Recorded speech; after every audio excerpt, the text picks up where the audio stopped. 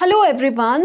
आज हम बहुत ही स्पेशल चैप्टर स्टार्ट करने वाले हैं जो है आपका इलेक्ट्रोस्टैटिक पोटेंशियल एंड कैपेसिटेंस, जो कि आपका यूनिट 1 का सेकंड चैप्टर है। तो इसमें हम बात करेंगे सबसे पहले पोटेंशियल एनर्जी क्या होती है, पोटेंशियल एनर्जी डिफरेंस क्या होता है उसे हम समझेंगे, एंड लास्ट में हम इलेक्ट्रोस्टैटिक पोटेंशियल के बारे में बात करेंगे। सो इन जनरल पोटेंशियल एनर्जी आपकी क्या होती है? It is the stored energy. Actual में क्या होता है, जो आपकी पोटेंशियल एनर्जी होती है वो एक स्टोर्ड एनर्जी होती है इन एनी ऑब्जेक्ट। किसी ऑब्जेक्ट की पोटेंशियल एनर्जी उस ऑब्जेक्ट में स्टोर्ड एनर्जी होती है। अब क्योंकि हम बात इलेक्ट्रिक की कर रहे हैं, यानी कि चार्ज से एसोसिएटेड हम बात कर रहे हैं, इलेक्ट्रोस्टैटिक की बात कर रहे हैं, तो यानी कि जो ये पोटेंशियल एनर्जी होगी वो आपकी इलेक्ट्रिक पोटेंशियल एनर्जी के बारे में हम बात करेंगे। यानी कि चार्ज की जो पोटेंशियल एनर्जी होगी और वो किस तरह से आती है उसके बारे में हम डिस्कस करेंगे। It is the stored energy in an object due to its position and force acting on it. जो कि उसके पास ऑब्जेक्ट की पोटेंशियल एनर्जी उसके पास कैसे आई है, आइदर उसके पोजीशन की वजह से आई है या फिर उस पर कोई फोर्स लग रही है उसकी वजह से आई है। चलो अब हम डिस्कस करते हैं। ये तो पोटेंशियल एनर्जी की जनरल टर्म थी। अब आपको एक चीज़ याद रखनी है, जब भी आप पोटेंशियल एनर्जी के बारे में पढ़ते हो तो पोटेंशियल एनर्जी के बारे में आपको एक बात बहुत अच्छे से याद रखनी है कि potential energy is only associated with conservative forces. जहाँ कंजर्वेटिव फोर्सेस लग रही है, जहाँ पर कंजर्वेटिव फोर्सेस है, वहीं पर पोटेंशियल एनर्जी का कुछ मीनिंग होता है। अगर कहीं आप नॉन कंजर्वेटिव फोर्सेस में आप कहीं बात कर रहे हो तो वहाँ पे पोटेंशियल एनर्जी नहीं देखते, वहाँ पोटेंशियल एनर्जी का कोई सिग्निफिकेंस नहीं होता। अब आप कहोगे कि व्हाट इज़ कंजर्वेटिव फोर्सेस, क्या होती है कंजर्वेटिव फोर्सेस? तो देखो फॉर नॉन, यहाँ पे लिखा है for non conservative forces potential energy has no meaning. ये आपको बिल्कुल याद रखना है, कंजर्वेटिव फोर्सेस के लिए ही पोटेंशियल एनर्जी एसोसिएटेड होती है, वरना नहीं होती। अब बात आती है कंजर्वेटिव फोर्सेस की। तो कंजर्वेटिव फोर्सेस में क्या होता है कि work done bye these forces only depends on initial and final position. Conservative forces में क्या होता है, इन फोर्सेस के द्वारा जो आपका वर्क डन होता है, या इन सिनेरियोज में, इन फोर्सेस में जो आपका वर्क डन होगा, वर्क डन कहाँ से होता है? From initial point to the final position. तो ये बोल रहे हैं कि कंजर्वेटिव फोर्सेस में आपका जो वर्क डन होता है, सपोज आपको ए से बी जाना है, तो बोला जा रहा है कि अगर आपकी कंजर्वेटिव फोर्सेस है तो उसमें जो वर्क डन होता है वो किस में डिपेंड करता है? ओनली इनिशियल और फाइनल वैल्यूज़ के बीच में, इनिशियल और फाइनल वैल्यू के ही ऊपर वो वर्क डन डिपेंड करता है। वो डिपेंड इसमें नहीं करता कि आप यहाँ से इधर पाथ वे आपने लिया, या आपने पाथ यहाँ से यहाँ चूज़ करा, या पाथ आपने यहाँ से यहाँ चूज़ करा। यानी कि जब आपकी पिक्चर में कंजर्वेटिव फोर्सेस आती है तो उसमें जो वर्क डन होता है, वर्क डन किया जाता है ए से बी में जाने का, तो वो किस पे डिपेंड करता है? Not on the path, only on the initial value and the final value. ये आपको बिल्कुल याद रखना है। और तभी आपका ऐसे ही सिनेरियोज में कंजर्वेटिव फोर्सेस में ही आपकी क्या आती है? पोटेंशियल एनर्जी आपकी आती है। तभी हम बात कर सकते हैं पोटेंशियल एनर्जी की, वरना नहीं कर सकते। तो आपको कंजर्वेटिव फोर्सेस का पता चल गया कि work done bye these forces only depends on initial and final position. यानी कि इनिशियल एंड फाइनल पोजीशन में ही ये फोर्सेस डिपेंड करती है, उसका work done, not on path followed. अब कोई भी इसमें वर्क डन का जो पाथ है वो कुछ भी हो सकता है अब इसमें, इन कंजर्वेटिव फोर्सेस। अब ये फोर्सेस कौन कौन सी है, आपके एग्जाम्पल लर्न कर लो। इलेक्ट्रोस्टैटिक फोर्स, जो हम पूरा चैप्टर पढ़ रहे हैं, इलेक्ट्रोस्टैटिक फोर्स यानी कि इलेक्ट्रोस्टैटिक फील्ड होगी, उसकी वजह से जो फोर्स है, यानी कि ये वाली फोर्स चार्ज की वजह से जो आपकी फील्ड आ रही है और जो फोर्स आ रही है वो आपकी एक कंजर्वेटिव फोर्स में आती है। उसी तरह से जो ग्रेविटेशनल फोर्स होती है या फिर स्प्रिंग की वजह से जो फोर्स होती है, स्प्रिंग फोर्स होती है, वो भी आपकी किस में आती है? Conservative forces. यानी कि इन तीनों सिनेरियोज में जहाँ जहाँ ये फोर्सेस है आपकी, जहाँ जहाँ ये सिनेरियो है आपका सिस्टम में, वहाँ पर आपका पोटेंशियल एनर्जी वैलिड होगी, यानी कि वहाँ पर पोटेंशियल एनर्जी आपकी निकल सकती है। एक और बात रहती है कंजर्वेटिव फोर्सेस की, कि इसमें जो काइनेटिक एनर्जी रहती है किसी ऑब्जेक्ट की और उसकी पोटेंशियल एनर्जी वो हमेशा कंजर्व रहती है। यानी कि कंजर्व रहने का मतलब वो हमेशा कांस्टेंट रहती है। क्या बोला हमने कि कंजर्वेटिव फोर्सेस में जो काइनेटिक एनर्जी एंड जो पोटेंशियल एनर्जी है वो हमेशा कंजर्व रहती है, यानी कि वो हमेशा कांस्टेंट रहती है। और नॉन कंजर्वेटिव फोर्सेस का एक एग्जांपल कर लो, जैसे फ्रिक्शनल फोर्स। ठीक है, फ्रिक्शनल फोर्स यानी कि सपोज ये ऑब्जेक्ट है किसी रफ सरफेस पे, उसको हम आगे से पीछे ले जा रहे हैं तो उन दोनों के बीच बीच में फ्रिक्शन हो रही है, तो वो जो फोर्स लग रही है वो फ्रिक्शन फोर्स है, और आपकी क्या है, ये नॉन कंजर्वेटिव फोर्स है। यानी कि फ्रिक्शन के केस में, नॉन कंजर्वेटिव फोर्स के केस में हम पोटेंशियल एनर्जी को नहीं बता सकते। नाउ अगेन हम अब बात कर लेते हैं पोटेंशियल एनर्जी, या फिर हम स्पेसिफिकली कहें इलेक्ट्रिक पोटेंशियल एनर्जी के बारे में, क्योंकि हम यहाँ पे इलेक्ट्रिक चार्ज की जो पोटेंशियल एनर्जी है वो देखने जा रहे हैं। उसको डिनोट करा जाता है पोटेंशियल एनर्जी को यू से। अब ध्यान से देखो, potential energy, electric potential energy होगी क्या। इसकी डेफिनेशन होती है कि potential energy of a charge at a point is defined as the work done by external force in bringing the charge from infinity to that point against a conservative force। अब देखो actual में क्या हो रहा है, मैं यहाँ पर आपको अच्छे से बता देती हूँ। एक्चुअल में हमारा यहाँ पर क्या हो रहा है, लेट अस सपोज हमने यहाँ पर एक चार्ज ले लिया, सोर्स चार्ज ले लिया हमने, जिसके आपको पता है पॉजिटिव की क्या होती है, बाहर को रेडियली आउटवर्ड इसकी इलेक्ट्रिक फील्ड लाइंस निकलती रहती, यानी कि एक तरह से अगर देखा जाए इसकी बहुत इसकी एक क्या होगी, अपनी इलेक्ट्रिक फील्ड होगी, यानी कि एक ऐसी फील्ड होगी जहाँ तक इस चार्ज का इन्फ्लुएंस होगा। सपोज लेट अस सपोज हमने क्या किया, एक क्यू नॉट चार्ज है, यहाँ इन्फिनिटी से हम इसको यहाँ पर ला रहे हैं, इसकी तरफ ट्रेवल कर रहा है, ये हम यहाँ पे ला रहे हैं, और हम कहाँ जाते हैं, at this point, let it be at, ये वाला कौन सा पॉइंट है, लेट इट बी यहाँ पे ये बी पॉइंट है। इस बी पॉइंट पे इस चार्ज को हम इन्फिनिटी से लाना चाहते हैं। तो जब हम यहाँ पे इन्फिनिटी से इसको ला रहे हैं यहाँ पर, और ये क्या है, ये हमने टेस्ट चार्ज माना है जो कि वेरी वेरी स्मॉल है, और कैसा है, नेचर में पॉजिटिव है। तो देखो यहाँ से जब इसको इन्फिनिटी से जब इसको उठा के हम इसकी तरफ लेके आ रहे हैं, तो अभी तो कोई दिक्कत नहीं हो रही है हमें, ना हमें उतना वर्क करना पड़ रहा। वर्क तो तब करना पड़ता है जब यहाँ पे कोई हमें दिक्कत आती है। ये तो आराम से अभी पॉजिटिव चार्ज यहाँ आता गया। जैसे ही ये इसकी बाउंड्री में पहुँचा, क्योंकि इसकी जो इलेक्ट्रिक फील्ड है वो किसी प्रॉपर किसी एरिया पे बाउंड्री है ना उसने लगाई हुई उसकी इलेक्ट्रिक फील्ड की, तो ये जो पॉजिटिव इसकी इलेक्ट्रिक फील्ड है, अगर ये इसके दायरे में आए, यानी कि क्यू नॉट जब यहाँ पर पहुंचा, तो यहाँ पर क्या होगा, क्योंकि क्यू नॉट जो है टेस्ट चार्ज वो पॉजिटिव है, और अंदर बैठा हुआ जो चार्ज है वो भी पॉजिटिव है, तो पॉजिटिव में क्या हो जाएगी, अच्छी खासी आपको रिपल्शंस देखने को मिलेगी। तो यानी कि बी पॉइंट पे जब क्यू नॉट आ रहा है तो आपके पास क्या आया, तो आपके पास यहाँ पे एक रिपल्सिव फोर्स लगेगी, यानी कि पॉजिटिव, और ये भी आपका पॉजिटिव है। पॉजिटिव एंड पॉजिटिव के बीच में कौन सी लगेगी फोर्स, हमने बाहर को लिख ली, फोर्स आपकी इलेक्ट्रोस्टैटिक फोर्स लगेगी। इलेक्ट्रोस्टैटिक ही हुआ ना, दो चार्जेस के बीच में फोर्स। इसकी वजह से यहाँ पर इस पॉइंट पे जब क्यू नॉट आया, इसकी फील्ड में आया, ठीक है, इसकी बाउंड्री में आया, तो इसने एक्सपीरियंस करी एक फोर्स, इलेक्ट्रोस्टैटिक फोर्स, जो कि बाहर को होगी, रिपल्सिव है ना, बाहर को होगी।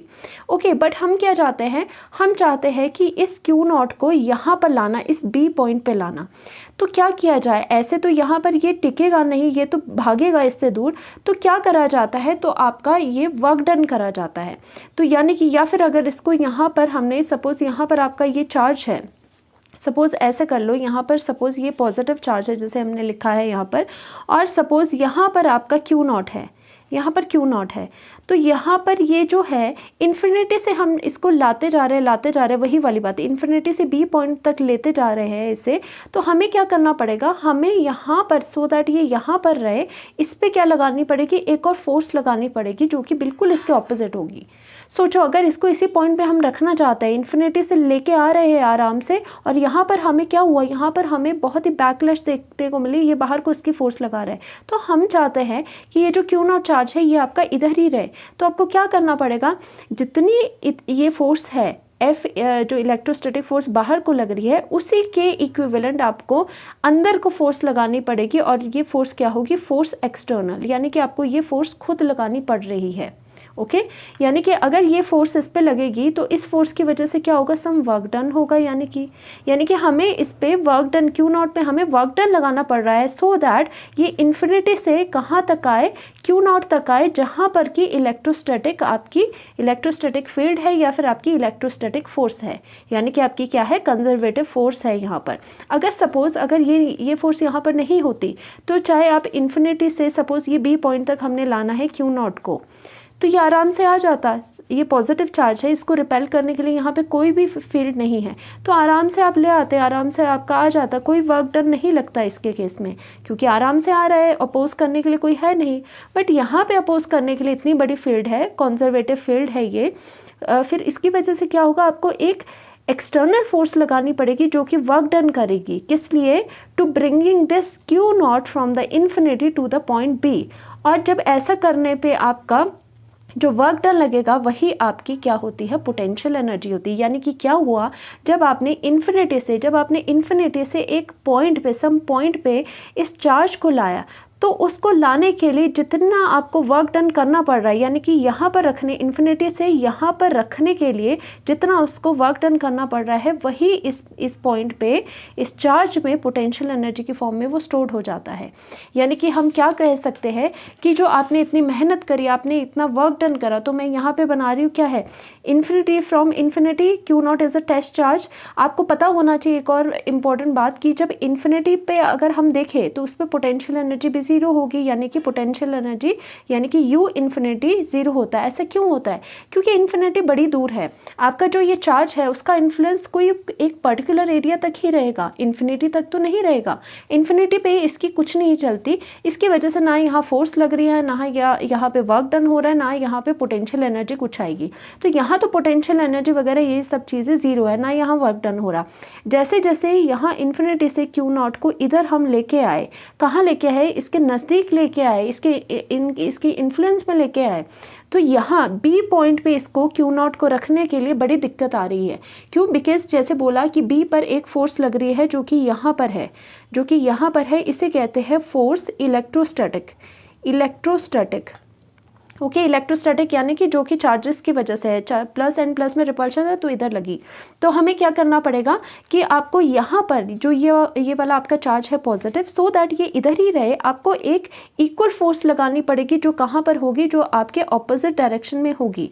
इसी के इक्विवेलेंट ही आपको एक फोर्स लगानी पड़ेगी जो आपके ऑपोजिट डायरेक्शन में होगी। और ये फोर्स आपकी क्या है, क्योंकि आप बाहर से लगा रहे हो, ये फोर्स आपकी है एक्सटर्नल फोर्स। और जो ये एक्सटर्नल फोर्स है जो कि बी इस क्यू नॉट पे लगाई जा रही है, ये क्या करेगी, ये अब वर्क डन करेगी। वर्क डन तो करेगी ना, इस चार्ज को यहाँ रखने के लिए बाहर से आप फोर्स लगा रहे हो, वो फोर्स आपकी यहाँ पे वर्क डन करेगी, सो दैट ये जो क्यू नॉट चार्ज है वो किसी तरह इसी पॉइंट पे रहे। तो जितना फोर्स, जितनी आपकी वर्क डन इस चार्ज पर लग रही है यहाँ रखने के लिए, वही उसका क्या हो जाता है, इस पॉइंट पे पोटेंशियल एनर्जी हो जाता है। बेसिकली दिस वर्क डन, जो वर्क डन इसको इन्फिनिटी से यहाँ रखने के लिए लग रहा है, is stored as a potential energy of charge. यानी कि जो आपकी पोटेंशियल एनर्जी है एट एनी पॉइंट, वो क्या होती है, उस पर लगने वाला वर्क डन ही पोटेंशियल एनर्जी होता है। यानी कि देखा जाए तो पोटेंशियल एनर्जी क्या है, एक तरह का वर्क डन ही है जो चार्ज पर लग रहा है। तो देखो इसमें क्या बात होती है, अगर तो आपको potential energy at one point निकालना हो, जैसे हमने बी पॉइंट पे निकालना था कि पोटेंशियल एनर्जी इस चार्ज की बी पॉइंट पर क्या है, तो हमें सहारा लेना होता है इन्फिनिटी। हमें इन्फिनिटी से बात करनी होती है, हमें चार्ज को इन्फिनिटी से बी पॉइंट पर लाने की बात करनी होती है। ऐसा क्यों? क्योंकि इन्फिनिटी पे आपको पता है कि सब कुछ चीज़ें ज़ीरो होती है, तो हमें एक पॉइंट को तो हमें बॉदर करने की ज़रूरत नहीं होती है, हमें सिर्फ इस पर एक ही पॉइंट पर फोकस रहता है। तो यानी कि कभी भी एक पॉइंट पर पोटेंशियल एनर्जी निकालने को आए तो आप क्या करोगे, इन्फिनिटी से उस चार्ज को मूव करवाओगे यहाँ पर, और यहाँ पर रखने के लिए उस पर जितना वर्क डन लग रहा है वही उसकी पोटेंशियल एनर्जी की फॉर्म में उसमें स्टोर्ड हो जाता है, वही उसकी पोटेंशियल एनर्जी बन जाती है। और एक और बात, जब आप यहाँ से चार्ज को इस तरफ बी पॉइंट पे ला रहे हो, इन्फिनिटी से यहाँ से इधर इधर इधर इसको लेके आ रहे हो, एक बात का ध्यान रखना होता है कि आप इसको वेरी स्लोली मूव करोगे। ऐसा क्यों होगा, अगर तेज़ी से लाने लगोगे तो इसकी जो स्पीड होगी हमारी वो कांस्टेंट नहीं रहेगी। तेज़ी से लाने लगोगे तो ये जो चार्ज होगा क्यू नॉट, अगर यहाँ से तेज़ी से इधर इधर को लाने लगोगे तो इस चार्ज के साथ आपका काइनेटिक एनर्जी भी एसोसिएटेड होगी। आपको पता है जब भी आपकी मूवमेंट होती है तो काइनेटिक एनर्जी उसके साथ आ जाती है। तो हमें काइनेटिक एनर्जी को ज़ीरो रखना है क्योंकि यहाँ पे पोटेंशियल एनर्जी की बात कर रहे हैं हम। तो यानी कि ये बहुत इंपॉर्टेंट है कि हमें we have to move charge very slowly. Slowly कैसे मूव करना है, at a constant speed, so that आपकी एक्सेलरेशन आपकी ज़ीरो रहे। यानी कि कांस्टेंट स्पीड से आपको स्लोली आके जस्ट यहाँ पे मूव करना है। तो यहाँ रखने के लिए जितना वर्क डन आपको करना पड़ रहा है अगेंस्ट दिस फोर्स, ये फोर्स के अगेंस्ट, वही इस चार्ज के अंदर पोटेंशियल एनर्जी की फॉर्म में वो स्टोर हो जाएगा। यानी कि पोटेंशियल एनर्जी बेसिकली आपकी वर्क डन है जो कि आपका स्टोर हो रही है इस वाले चार्ज में, जब आप इन्फिनिटी से यहाँ पे लेके आए इसको। और यही थिंग जो होती है, अब आप सोचोगे अगर हम यहाँ पे पॉजिटिव था और अगर हम इसका टेस्ट चार्ज आपने पॉजिटिव लिया, अगर यहाँ पे नेगेटिव लेते तो क्या होता, तब भी आपका वर्क डन होता। कैसे, यहाँ पर देखो कि अगर सपोज़ आपका इस तरह से होता, हमने ये वाला जो आपका मेन सोर्स लिया है जिसकी वजह से फील्ड है वो पॉजिटिव है, और सपोज़ इसकी यहाँ पर एक ये फील्ड है पूरी आपकी, इसकी इलेक्ट्रिक फील्ड है, इसका इन्फ्लुएंस यहाँ पर है।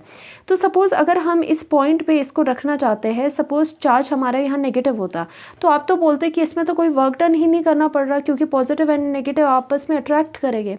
बट हम क्या करते हैं, यहाँ पर भी हमें वर्क डन करना पड़ेगा, बिकॉज हम इस चार्ज को इस पॉइंट पे रखना चाहते हैं, ना कि इसमें मर्ज करना चाहते हैं। पॉजिटिव और नेगेटिव तो अट्रैक्ट कर जाएगा, हम यहाँ पे इसको मर्ज नहीं करना चाहते चार्ज को, हम इस पर्टिकुलर बी पॉइंट पे इसको रखना चाहते हैं। तो इससे पॉजिटिव और नेगेटिव के बीच में इस अट्रैक्शन को कम करने के लिए भी तो वर्क डन करना पड़ेगा। तो यानी कि ये जो सिनेरियो है वो पॉजिटिव नेगेटिव के लिए भी सेम रहता है, चाहे सेम चार्जेस हो चाहे ऑपोजिट हो, सेम ही रहता है, वर्क डन आपको करना ही पड़ता है। और जितना वर्क डन आपको करना पड़ रहा है वही वर्क डन किसकी फॉर्म में स्टोर हो जाता है, वही वर्क डन पोटेंशियल एनर्जी की फॉर्म में स्टोर हो जाता है। तो यानी कि आपने यहाँ से क्या देखा, आपने यहाँ से ये वाली चीज़ देखी कि आपका जो F है, यानी कि F जो इलेक्ट्रोस्टैटिक है वो किसके बराबर है, वो आपके F एक्सटर्नल के बराबर है। यानी कि मैं यहाँ पे लिखती हूँ जो आपकी फोर्स है, जो फोर्स एक्सटर्नल है, एक्सटर्नल जो आप लगाओगे वो कितनी लगाओगे, almost negative of the force जो आपकी इलेक्ट्रोस्टैटिक है, क्योंकि ऑपोजिट डायरेक्शन में लगानी पड़ेगी इसके, तो हमने नेगेटिव लिखा, और ऑलमोस्ट सेम रहेगी आपकी फोर्स, बिल्कुल ऑलमोस्ट सेम रहेगी। तो यानी कि इसका जो फॉर्मूला आया, जो आपकी potential electric potential energy at any point का क्या आता है, यू सपोज मैं लिखूं इस जो चार्ज है हमारा उसकी जो पोटेंशियल एनर्जी आपकी बी पॉइंट पे है, तो बी पॉइंट पे उसकी पोटेंशियल एनर्जी कितनी होगी, जितना आपने वर्क डन करा किसके बराबर है पोटेंशियल एनर्जी। हम बार बार बोल रहे हैं पोटेंशियल एनर्जी क्या है, स्टोर्ड एनर्जी है, जो जब आपने क्या किया, वर्क किया, यानी कि वर्क ही स्टोर हो गया किसमें, पोटेंशियल एनर्जी में। तो वर्क आपने कहाँ से कहाँ किया, इन्फिनिटी से बी पॉइंट पे आने को, तो वर्क को हम क्या लिखेंगे, इन्फिनिटी से आप कहाँ है, बी पॉइंट पे आने के लिए जो वर्क लगा हमारा, वही आपकी इस पॉइंट पे इस चार्ज की क्या होगी, पोटेंशियल एनर्जी होगी। तो ये बातें आपको ध्यान रखनी है। और ये जो पूरा सिनेरियो है ये कंजर्वेटिव फोर्स यानी कि कंजर्वेटिव फील्ड में हो रहा है, क्योंकि यहाँ इलेक्ट्रोस्टैटिक फोर्स है वो कि एक कंजर्वेटिव फील्ड है आपकी, तभी ये सारी बातें हम पोटेंशियल एनर्जी की कर पा रहे हैं। And now let us suppose if external force is removed, the charge will move and gain kinetic energy and lose equal amount of potential energy. The sum of kinetic energy and potential energy is thus conserved. देखो actual में क्या हो रहा है, ये क्या बता रहे हैं कि सपोज अगर हमने ऐसा करा था, आपको क्या बोला जा रहा है कि ये एक्सटर्नल फोर्स हमें लगानी पड़ेगी यहाँ पर, सो दैट ये एक ही पोजीशन पे रहे, ओके, बी पोजीशन पे रहे। तो अगर हम बोल रहे हैं कि इस एक्सटर्नल फोर्स को हम हटा रहे हैं, सपोज ये जो एक्सटर्नल फोर्स है इस पे लग रही है, इसको हटा रहे हैं, तो क्या होगा, तो पॉजिटिव जो है वो इससे दूर भागेगा। यहाँ पर मैं आपको अगर बताऊँ क्या हो रहा है कि अगर ये पॉजिटिव है, इसकी फील्ड ये है, हम इसको इस पॉजिटिव जो क्यू चार्ज है उसको यहाँ पर रखना चाह रहे हैं, पॉजिटिव चार्ज है ये, तो हम क्या कर रहे हैं इसमें, यहाँ पर एक एक्सटर्नल फील्ड यहाँ पर लग रही है और इलेक्ट्रोस्टैटिक फोर्स यहाँ पर लग रही है हमारी। तो अगर ये जो आपकी फोर्स है, जो आपकी एक्सटर्नल फोर्स है, उसको अगर हम हटा दें, मान लो इसको हम निकाल देते हैं, तो क्या होगा, पॉजिटिव और पॉजिटिव रिपेल करेगा आपस में, तो ये क्या करेगा, ये जो चार्ज था ये क्या करेगा, अब ये दूर भागेगा। अगर ये दूर भागेगा, पोजीशन की वजह से पोटेंशियल एनर्जी इसके पास थी, अब ये भागने लग गया, यानी कि ये मूव करने लग गया स्पीड से, तो इसके पास क्या आ जाएगी, मूव करने की वजह से स्पीड से मूव करेगा तो काइनेटिक एनर्जी आ जाएगी। तो दैट मीन्स क्या हुआ, जब ये यहाँ पे रुका हुआ था तो इसके पास पोटेंशियल एनर्जी स्टोर्ड थी वर्क की फॉर्म में, तो वो जो पोटेंशियल एनर्जी थी वो अब किस में कन्वर्ट होगी, यानी कि ये पोटेंशियल एनर्जी लूज होगी और equal amount of kinetic energy उसने गेन कर ली। तो बोल सकते हैं कि हमारा पोटेंशियल एनर्जी और जो काइनेटिक एनर्जी है, पोटेंशियल एनर्जी और हमारा जो काइनेटिक एनर्जी है उसका जो सम रहेगा वो ऑलवेज कांस्टेंट रहेगा। तो यानी कि हमारी ये जो एनर्जी है वो हमारी कंजर्व्ड होगी, यही आपको बताया गया है यहाँ पर। तो चलिए नेक्स्ट हम करते हैं। नेक्स्ट बताया जा रहा है पोटेंशियल एनर्जी डिफरेंस। देखो अभी हमने किया था एक पोटेंशियल एनर्जी सिर्फ, अगर पोटेंशियल एनर्जी किसकी निकाली थी हमने, at some point, at single point आपको निकालनी थी, तो फॉर्मूला वो था आपका, okay, U B is equal to W infinity B हमने निकाला था। अगर हम किन्हीं दो पॉइंट के बीच में पोटेंशियल एनर्जी को निकालना चाह रहे हैं, वो कैसे निकालेंगे, अब ये हम पढ़ते हैं। तो लेटर सपोज हमने क्या कर दिया, यहाँ से हमने later suppose q naught charge है, अब इन्फिनिटी से बात नहीं हो रही, जब हमें सिंगल पॉइंट पे कुछ चीज़ निकालनी है तो हम उसे इन्फिनिटी से लाएंगे। बट यहाँ पे क्या हो रहा है, यहाँ पर हम लेटर सपोज ए कोई पॉइंट है और बी यहाँ पे कोई पॉइंट है, हमने क्या करना है, क्यू नॉट जो आपका ये टेस्ट चार्ज है पॉजिटिव है, अब तो हम पॉजिटिव वाली ही बातें करेंगे, हमने ए से बी में लाना है, यहाँ पर ए से बी की तरफ लाना है। तो हम क्या बोलते हैं, तो यहाँ पर पोटेंशियल एनर्जी नहीं आएगी, अब इन दोनों के बीच में जो पोटेंशियल एनर्जी का डिफरेंस है डेल्टा यू, वो आएगा। यानी कि दो पॉइंट के बीच में डिफरेंस आता है, किसी एक पॉइंट पे अगर आपको ए पॉइंट पे यहाँ पे पोटेंशियल एनर्जी देखना है तो आपको इन्फिनिटी का रेफरेंस पॉइंट, इन्फिनिटी का सहारा लेना पड़ेगा। तो यानी कि दो पॉइंट्स के बीच में अगर आ रहा है तो पोटेंशियल एनर्जी डिफरेंस क्या होता है, अगेन वही डेफिनेशन तो वही है, potential energy difference between two points is defined as the work done by external force. देखो है तो ये एनर्जी क्या है, पोटेंशियल एनर्जी एक तरह से वर्क डन है ही, वर्क डन कौन कर रहा है, by external force on an electric charge to move from one point to another. यानी कि यहाँ पे ये जो चार्ज है इस पर कितना, यहाँ पर देखो ये पॉजिटिव चार्ज है, तो पॉजिटिव की वजह से इस तरफ को क्या होगा, इलेक्ट्रोस्टैटिक फोर्स होगी, जो कि रिपल्सिव फोर्स है, पॉजिटिव पॉजिटिव रिपेल कर रहा है, ये फोर्स इसको रिपेल करवा रही है। बट हमें यहाँ से ए से बी में अंदर जाना है तो दिक्कत आएगी, इसके लिए हमें सम एक्सटर्नल फोर्स इधर को लगानी पड़ेगी, और वो फोर्स कैसी होगी, दोनों इक्वल होगी, इक्वल एंड ऑपोजिट होगी, जो कि हम पहले भी कर चुके हैं। अब यहाँ पर क्या होगा, हमें अंदर की तरफ एक एक्सटर्नल फोर्स लगानी पड़ेगी, और ये जो एक्सटर्नल फोर्स है ये आपका वर्क डन करेगी। वर्क डन कैसे करेगी, टू ब्रिंग दिस जो यूनिट जो आपका पॉजिटिव चार्ज है, यूनिट नहीं पॉजिटिव चार्ज है जो आपका टेस्ट चार्ज है, from A point to the B point, इसको ए पॉइंट से बी पॉइंट में लाने के लिए जितना वर्क डन आपका हो रहा है वही कहलाता है आपका पोटेंशियल एनर्जी डिफरेंस। आया समझ।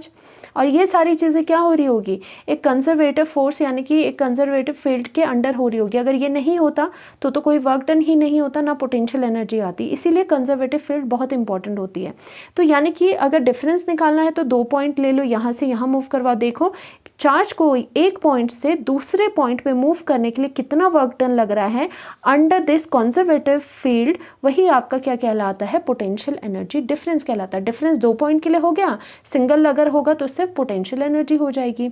तो यानी कि आपने यहाँ पर क्या सीखा है, आपने एक बात यहाँ पे सीखी है कि आपका जो पोटेंशियल एनर्जी डिफरेंस है, जो डेल्टा यू है, पोटेंशियल एनर्जी डिफरेंस है आपका यहाँ पर, वो कितना हो जाएगा। आप आ कहाँ से रहे हो, यहाँ से यहाँ आ रहे हो, तो क्या हो जाएगा, फाइनल माइनस इनिशियल हमेशा होता है, तो आपका क्या हो जाएगा ये यू बी फाइनल, क्योंकि बी पॉइंट पे आप पहुँचे, माइनस यू ए, ये आपका पोटेंशियल एनर्जी डिफरेंस हो गया। अब वो बोला जा रहा है वो किसके इक्वल है, वो आपके वर्क डन के इक्वल है, वर्क डन के इक्वल है जो आपने किया है to bring this charge from A point to the B, जो आपने वर्क किया है यहाँ से यहाँ लाने में इस चार्ज को, वो कहलाता है आपका W। अब W को कैसे लिखोगे, A से B जा रहे हो तो WA लिखो। तो यानी कि एक और formula, this is very important formula, आपको ये फॉर्मूला मिल गया अगर दो पॉइंट्स आपके पास है और आपका पोटेंशियल एनर्जी डिफरेंस और वर्क के बीच में फॉर्मूला अगर देखना है तो आपका इस तरह से आता है। तो चलिए हम इसका एक और फॉर्म कर लेते हैं। हम यहाँ पर देखते हैं, लेटर सपोज हमने ये जो आर लिया है, ये आर बहुत ही छोटा हमने लिया है। सपोज आपका बहुत स्मॉल वर्क लगा यहाँ से यहाँ इस पॉइंट पे आने के लिए, लेट इट बी यहाँ से यहाँ का डिस्टेंस डी आर था, और यहाँ से यहाँ तक की आपकी जो फोर्स लगी है, लेट इट बी आपकी एफ एक्सटर्नल है। तो यहाँ पर आपका क्या हो जाएगा, जो डी डब्ल्यू है, यानी कि आपका क्या हो जाएगा, जो डी डब्ल्यू है उसकी वैल्यू कितनी हो जाएगी, उसकी वैल्यू हो जाएगी एफ एक्सटर्नल, जो एफ एक्सटर्नल फोर्स है, जो फोर्स आपकी लग रही है, डॉट आपका क्या हो जाएगा डी आर, जो आपका स्मॉल डिस्टेंस है। ओके, जो डब्ल्यू है वर्क डन, उसका फॉर्मूला ये रहता है। बट हमने ए टू बी यहाँ पर इसका करना है, इसका वर्क डन हमने यहाँ से यहाँ तक देखना है, तो हम क्या करेंगे, हम यहाँ पे इंटीग्रेशन करेंगे। हम यहाँ पे इंटीग्रेशन कैसे कर सकते हैं, कहाँ से कहाँ तक हमें जाना है, हमें ए से बी तक जाना है, तो हमें इंटीग्रेशन करना पड़ेगा ए टू बी, और यहाँ पे भी ए टू बी का इंटीग्रेशन करना पड़ेगा। तो यानी कि जो ये वर्क आएगा, यहाँ इंटीग्रेशन से डी कैंसिल आउट हो जाएगा, तो आपका वर्क कितना आएगा, वर्क को हम लिख सकते हैं ए से बी जाने में, यानी कि ए से बी जाने में वर्क, टोटल वर्क कितना आ गया, इज़ इक्वल टू, अब यहाँ पर कितना आ जाएगा, इंटीग्रेशन ए से बी जाने में कितना लगेगा, जितनी आपके फोर्स हैं, और यहाँ पे कितना आ जाएगा, force external dot D R आपका एज सच आ जाएगा। नाउ हमें पता है जो फोर्स एक्सटर्नल एंड इलेक्ट्रोस्टैटिक में है उसमें डिफरेंस क्या है। जो एक्सटर्नल फोर्स है उसकी जो वैल्यू है वो आपकी क्या है, नेगेटिव ऑफ द आपकी जो इलेक्ट्रोस्टैटिक फोर्स है। तो यानी कि हम इसकी जगह इलेक्ट्रोस्टैटिक की जगह आपकी एक्सटर्नल की जगह इलेक्ट्रोस्टैटिक भी लिख सकते हैं। तो हमने क्या लिखा है यहाँ पर हमने ए बी लिख लिया, और यहाँ पर एफ एक्सटर्नल की जगह आपको लिखना है सीधा माइनस ऑफ, तो माइनस मैंने बाहर लगा दिया, एफ ऑफ इलेक्ट्रोस्टैटिक, यानी कि दो फॉर्मूला आपके पास बन गए, डॉट डी आर, ये तो आपका सेम ही रहेगा। तो आप देख सकते हो कि ये और फॉर्मूला आपके पास आ गया जिसमें कि आपका वर्क डन सीधे सीधे ये फॉर्मूला लिखा हुआ है। तो एक और चीज़, ये फॉर्मूला और ये फॉर्मूला इंपॉर्टेंट है। एक और चीज़, if there is no electric field, यानी कि लेट अस सपोज बच्चों कि आपके पास इलेक्ट्रिक फील्ड है ही नहीं। सपोज आपने ए पॉइंट से आपने यहाँ पर बी पॉइंट पे जाना है, तो यहाँ से यहाँ जाने के लिए और किसको लेके जाना है, साथ में चार्ज को लेके जाना है। Let us suppose test charge है क्यू नॉट पॉजिटिव का, यहाँ से यहाँ आपने लेके जाना है, बट यहाँ पे इलेक्ट्रिक फील्ड गिवन है कि यहाँ कोई इलेक्ट्रिक फील्ड नहीं है, इस तरह की कोई इलेक्ट्रिक फील्ड नहीं है। तो क्या कोई वर्क डन होगा? नो, कोई वर्क डन नहीं होगा, क्योंकि कोई इलेक्ट्रिक फील्ड ही नहीं है, कोई हमें परेशान करने वाला ही नहीं है, आराम से आप इसको ले जा सकते हो। तो इसका मतलब पोटेंशियल एनर्जी जो ये वर्क डन है, ये जो दिक्कत है वो कहाँ आती है हमारी, जब हमारी कोई कंजर्वेटिव फील्ड हो या फिर कंजर्वेटिव फोर्स हो, बाहर से कोई हमारी फील्ड अगर होगी तभी हमारा वर्क डन होगा, तभी हमारी पोटेंशियल एनर्जी आएगी। यहाँ पर कोई, यहाँ एक पॉइंट से दूसरे पॉइंट पे जाने के लिए को पोटेंशियल एनर्जी नहीं कहते। आपको एक पॉइंट से दूसरे पॉइंट में जाने के लिए जो वर्क डन करना पड़ रहा है अंडर द कंजर्वेटिव फील्ड, उसको हम पोटेंशियल एनर्जी कहते हैं। तभी तो दिक्कत आ रही है, यहाँ से यहाँ जाने में क्या दिक्कत आ रही है।